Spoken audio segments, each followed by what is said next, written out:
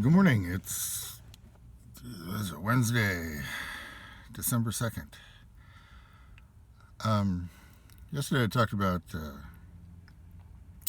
artist statements, and sometimes they're mini biographies. And the example I gave was, two sentences, which, seems a little harsh. You live your life and it boils down to something like that. But actually, real life is just that harsh.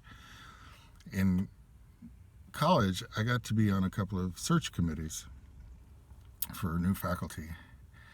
And there was one in particular. I think we needed an art historian with. Anyway, we needed an art historian. And, people send in resumes, transcripts. One fellow sent in a bunch of copies of his articles that he'd produced, and so forth. I mean, these are thick things. But I noticed that we stopped using their names if we ever had, and that was probably virtuous, because it wasn't relevant. We weren't, trying to avoid a difficult to pronounce name or go for a friendly sounding name or something. We were trying to look at the qualifications. Well, representing the students, I argued for a woman from Cleveland who hadn't gotten tenure but had really good student evaluations.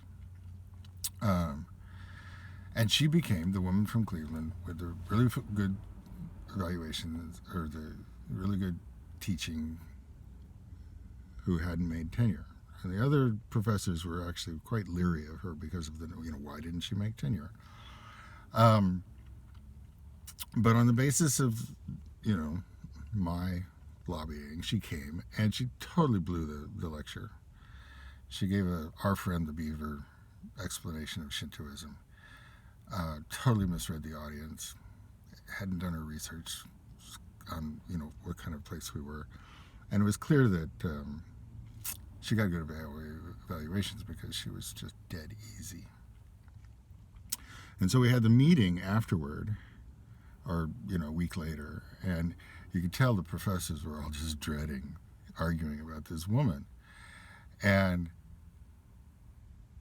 I forget who the chairman was, but I said, "Excuse me, I think we can save a lot of time if I just let you know that the students have withdrawn their support for this candidate, and I think we should move on."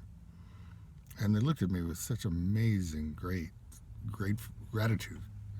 The kid got it, he understood.